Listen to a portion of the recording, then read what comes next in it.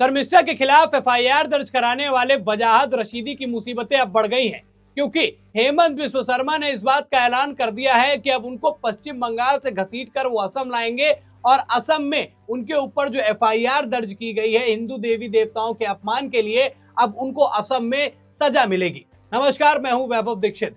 शर्मिष्ठा पनोली इस समय चर्चा का विषय बन गई हैं। चर्चा का विषय इसलिए बन गई क्योंकि उनका एक वीडियो सोशल मीडिया पर बड़ी तेजी से वायरल होता है, जिसमें वो एक अलग अंदाज में कुछ बातें कहती हैं, जिसमें गाली और गलौज भी शामिल होता है। और उसी गाली गलौज को लेकर देश के अंदर एक तनावपूर्ण माहौल बनता है और एक विशेष धर्म समुदाय उससे आहत होता है। और उसके बाद पश्चिम बंगाल से एक एफआईआर दर्ज कराते हैं वजाहत रशीदी, और 1500 किलोमीटर दूर पश्चिम बंगाल की सरकार की पुलिस उठकर आती है गुड़गांव और वहां पर शर्मिष्ठा को गिरफ्तार करके पश्चिम बंगाल ले जाती है, कोलकाता ले जाती है। लेकिन अब यही दांव उल्टा पड़ गया है। वजाहत रशीदी, जिन्होंने हिंदू देवी देवताओं का अपमान किया, अब आप अपनी स्क्रीन पर ये पहली पोस्ट देखिए।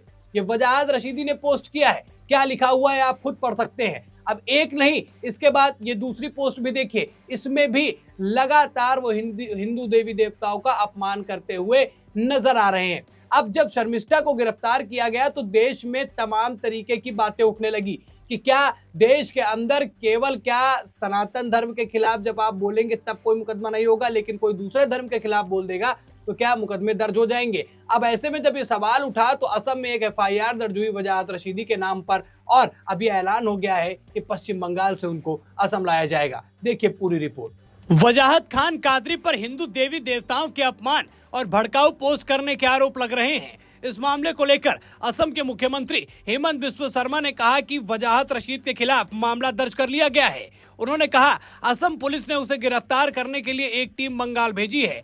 हमने वजाहत की गिरफ्तारी को लेकर बंगाल सरकार से मदद मांगी है। शर्मिष्ठा पनोली की गिरफ्तारी को लेकर जनसेना चीफ और आंध्र प्रदेश के डिप्टी सीएम पवन कल्याण और बीजेपी ने टीएमसी सरकार पर सवाल उठाए हैं। बीजेपी सांसद कंगना रनौत ने कहा, किसी को लॉ एंड ऑर्डर के नाम पर इस तरह से परेशान करना ठीक नहीं है, खासकर जब उसने अपनी गलती के लिए माफी मांग ली हो और आपत्तिजनक पोस्ट को हटा भी लिया हो। किसी एक गलती के कारण उसके पूरे करियर और कैरेक्टर को तबाह कर देना न्याय संगत नहीं है। उन्होंने बंगाल सरकार से अपील की कि राज्य सरकार को नॉर्थ कोरिया न बनाया जाए, बल्कि लोगों के संवैधानिक अधिकारों की रक्षा की जाए। अब बात करते हैं उस अपराधी की जिसको पश्चिम बंगाल से असम लाने का ऐलान हेमंत बिस्व शर्मा कर चुके हैं।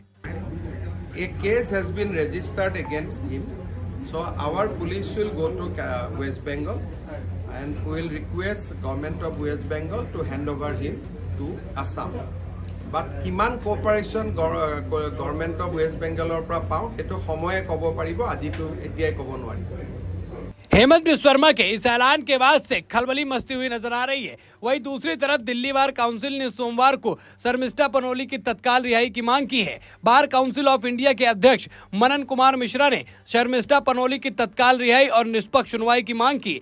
आंध्र प्रदेश के डिप्टी सीएम पवन कल्याण ने शर्मिष्ठा पनोली के मामले में न्याय संगत कार्रवाई करने की अपील की। उन्होंने टीएमसी सरकार पर सवाल भी उठाए। उन्होंने पूछा, जब टीएमसी के चुने हुए नेता सांसद सनातन धर्म का मजाक उड़ाते हैं तो लाखों लोगों को बहुत दुख होता है, उसका क्या। अब ऐसे में शर्मिष्ठा के सपोर्ट में काफी लोग आते हुए नजर आ रहे हैं और देश में 2 कानून होने की बात करते हुए शर्मिष्ठा का पक्ष ले रहे हैं। वहीं दूसरी तरफ लॉ स्टूडेंट शर्मिष्ठा पनोली के खिलाफ एफआईआर दर्ज कराने वाले वजाहत रशीदी की मुश्किलें भी बढ़ती नजर आ रही हैं। अब क्या असम के सीएम उनकी गिरफ्तारी कर इस बात का ऐलान कर देंगे कि देश के अंदर अब सनातन का अपमान नहीं सहा जाएगा। शर्मिष्ठा पनोली के जब वीडियो वायरल हुआ था तो उसके बाद से शर्मिष्ठा चर्चा का विषय बन गई थी। पहले उन्होंने पाकिस्तान को जब गालियां दी, सोशल मीडिया पर वीडियो पोस्ट किया तो लोगों ने उसको सराहा, लेकिन उसके बाद जब मुस्लिम समुदाय को लेकर और उनके धर्म को लेकर जिस तरीके की बातें उन्होंने की, उससे लोगों में एक कहीं ना कहीं आहत की भावना पहुंची और वो लोग आहत हुए। अब उसके बाद से शर्मिष्ठा जो है वो टारगेट में आने लगी और उन्होंने इस टारगेट में आने के बाद भी माफी मांगी। लेकिन एफआईआर दर्ज होने के बाद आप स्थिति देखिए कि पश्चिम बंगाल में जो हिंदू देवी देवताओं का अपमान करता है उसको गिरफ्तार नहीं किया गया।